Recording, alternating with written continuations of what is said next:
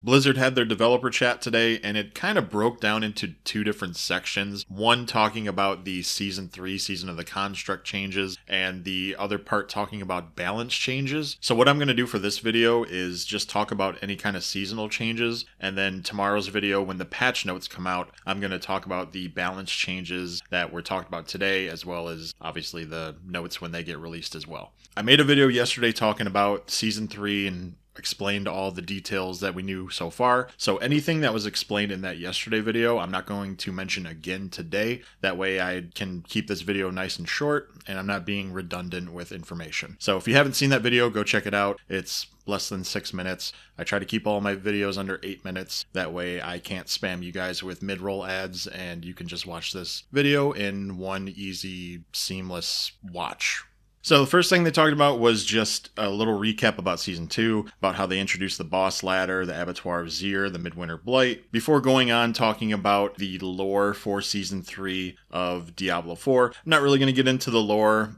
I've thought about doing that in other videos and like discovering the lore of Diablo. If anyone really cares about that, let me know in the comments if that's something that's interesting. Otherwise, just keep it strictly to Diablo 4 gameplay. So with the huge lore dump that they gave us and introducing the new evildoer Malphas, they also mentioned that there's going to be an Uber version of him so that we can target farm some of the Uber unique stones that we're going to be inserting into our new companion during Season 3. One of those has kind of been circulating around the internet in the last day or so, and that is the kind of Shaco tuning stone that gives you the +4 to all skills. That's definitely going to be one that's worth going after. Imagine if you can get +8 skills to everything that you have. Sounds pretty ridiculous and sounds like a lot of fun, really. So before talking about the seasonal content, I see this comment on my videos multiple times. It's people trying to get access to the seasonal content, but they're not seeing it anywhere. Just remember, you always have to create a new seasonal character, and you'll want to skip the campaign. There's a little checkbox there. Make sure you click on it. Otherwise, you'll have to complete the campaign entirely before you're able to access any of the seasonal content. Once you do that, we'll want to go to Gaia Cool, and there's going to be that little green leaf symbol like how there is with the previous seasons, and that'll kickstart the seasonal quest line for you.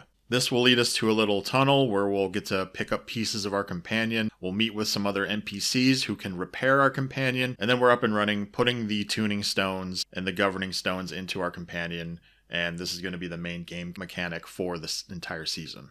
So one of the cool things that I didn't really mention in my previous video was that there's going to be this new little city hub called the Gate Hall, and it's going to have little construct vendors, which I think is a really cool flavor to add. But it's going to be our central hub to access the different vaults, as well as travel through different places in the world of Sanctuary. The developers also showed off more of the Seneschal abilities, including this one where it's like a fire attack with a lightning arc. So you can see the flames arcing from enemy to enemy, and they're also taking lightning damage. So they only showed us a couple of these previews. It's something that we'll have to wait until we can actually get our hands on to see what's useful, what's good, what's bad, and what's going to be the most fun. They went a little more in depth with the arcane tremors. We didn't really know before today what that was. I was kind of assuming it was our new Blood Harvest event, but it looks like it's these random multiple constructs that are appearing in the overworld around the vaults, and we want to interact with these obelisks so that we can collect the cores and then place them into braziers. Once that happens, we'll fight a Herald of Malphas who will drop the Pearls of Warding. Remember, the Pearls of Warding are different items that can be used in the vaults I talked about in my last video.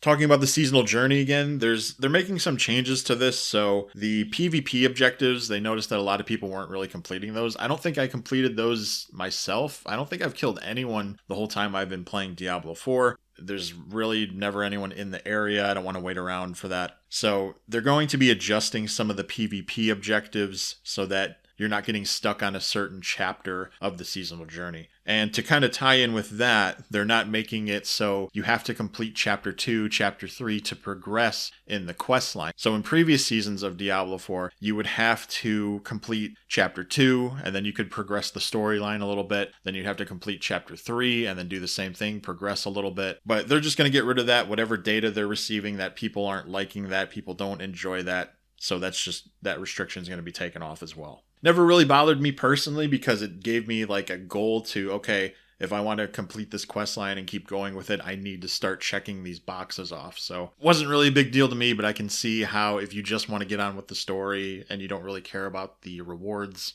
I get it.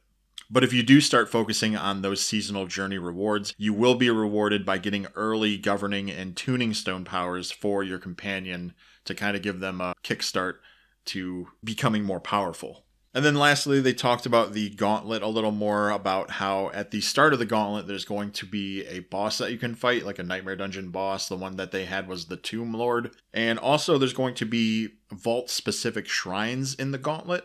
So for example, the one they had was where you could resurrect enemies. You resurrect those enemies so you can kill them again, and then you get more points so that you get a higher score and hopefully get on the leaderboard so that your name is in the Hall of the Ancients. So that's all for this video. There's also character emblems, which I didn't even know was a thing. Apparently they're adding a couple more of these into the game. I might have them. I don't even know myself. I'll have to check it. But that's all for this video. Patch notes coming tomorrow. It'll be more detailed, more structured, and I'll talk about those notes as well as what happened in the talk today. So that's it for now. Talk to you soon.